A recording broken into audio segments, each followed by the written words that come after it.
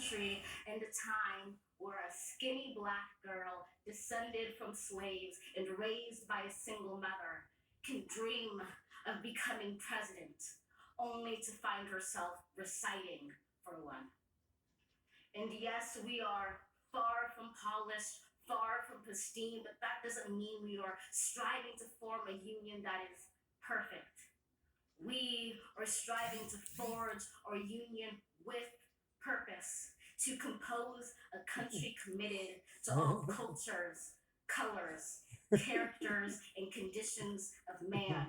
And so we lift our gazes not to what stands between us, but what stands before us. We close the divide because we know to put our future first. We must first put our differences aside. We lay down our arms so we can reach out our arms to one another. We seek harm to none and harmony for all. Let the globe, if nothing else, say this is true.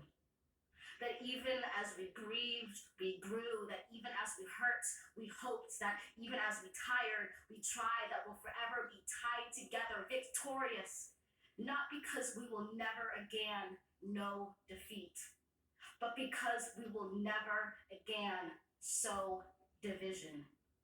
Scripture tells us to envision that everyone shall sit under their own vine and fig tree, and no one shall make them afraid. If we're to live up to our own time, then victory won't lie in the blade, but in all the bridges we've made. That is the promised glade, the hill we climb, if only we dare it. Because being American is more than a pride we inherit. It's the past we step into and how we repair it. We've seen a force that would shatter our nation rather than share it, would destroy our country if it meant delaying democracy. And this effort very nearly succeeded.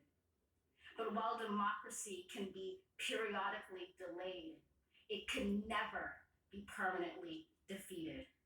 In this truth, in this faith we trust, for while we have our eyes on the future, history has its eyes on us. This is the era of just redemption. We feared it at its inception. We did not feel prepared to be the heirs of such a terrifying hour, but within it we found the power to author a new chapter, to offer hope and laughter to ourselves. So, while once we asked, how could we possibly prevail over catastrophe?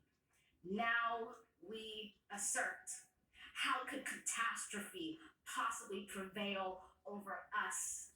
We will not march back to what was, but move to what shall be, a country that is bruised but whole, benevolent but bold, fierce and free. We will not be turned around or interrupted by intimidation, because we know our inaction and inertia will be the inheritance of the next generation. Our blunders become their burdens. But one thing is certain: if we merge mercy with might and might with right, then love becomes our legacy and change our children's birthright. So let us leave behind a country better than one we were left. With every breath from my bronze-pounded chest, we will raise this wounded world into a wondrous one. We will rise from the gold-limned hills of the west. We will rise from the wind-swept northeast, where our forefathers first realized revolution. We will rise from the lake-rimmed cities of the Midwestern states. We will rise from the sun-baked south. We will rebuild, reconcile, and recover in every known nook of our nation, in every corner called our country. Our people, diverse and beautiful, will emerge battered and beautiful. When day comes, we step out of the shade of flame and unafraid. The new dawn blooms as we free it. For there is always light, if only we're brave enough to see it, if only we're brave enough to be it. Shay, little sister. Woo! Who was this little Amanda Gorman? You get it, girl? The 2021 Maya Angelou that spoke, folks. Standing ovation